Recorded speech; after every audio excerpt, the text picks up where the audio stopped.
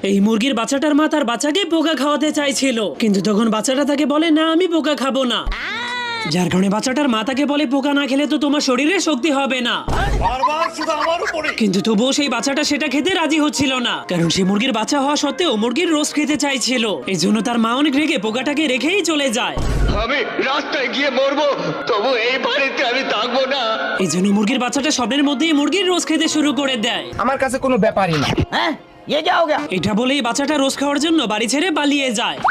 अरे भाई भाई भाई ঠিক তখনই বাচ্চাটা তার বিপরীত পাশে একটা মোরগের ছায়া দেখতে পেয়ে সেই মোরগটাকে রোস্ট বানিয়ে খাওয়ার জন্য তার উপরে আক্রমণ করে দেয়। কিন্তু সেটা কোনো মোরগ ছিল না, সেটা একটা মোরগের মূর্তি ছিল।